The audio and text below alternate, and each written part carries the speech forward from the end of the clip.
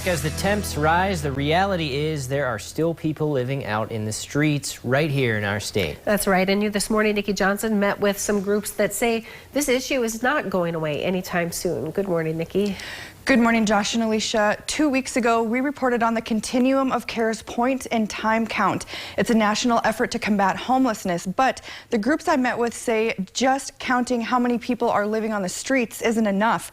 They say, how are we as a state going to take the initiative to help?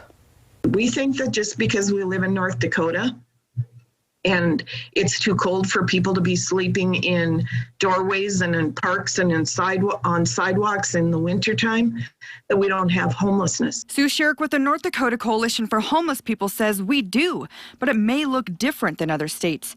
And the biggest issue right now, you may ask? Having affordable housing that we can move people into. I know we hear they got two nights in a hotel, but what happens after that or in between those times, I think a lot of times they're walking around at night and just trying to stay warm at gas stations and different things like that.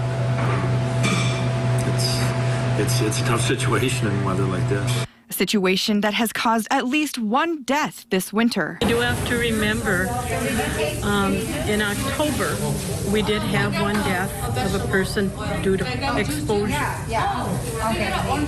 My hope is that we don't have another death. So how are people falling through the cracks? There aren't enough places to house these people.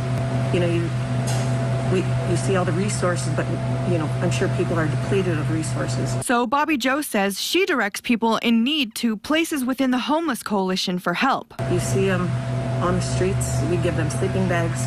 You know, we try to make them as comfortable as possible, you know, feeding them, providing them with additional food. But it is definitely a need for more housing. So the question remains, how can I make a difference where I live?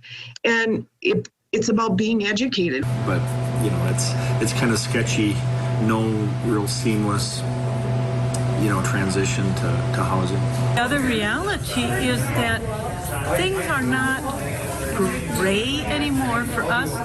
Being homeless has become a life and death situation. Sue tells me the new point-in-time count number will be released soon. And Josh and Alicia, I like what she says about educating yourself and reaching out to your local homeless coalition to learn how you can help those in need. It's so important right now, especially since it's so cold. Yeah. We'll get, fortunately, a little bit of a reprieve, but you even think about, you know, if we're 30 above at night, how cold even that is. And for a lot of people, just one illness, one lost job, and they're on the edge. It could happen to any of us. Exactly. Thanks, All right. Nikki. Thank you for that update, Nikki.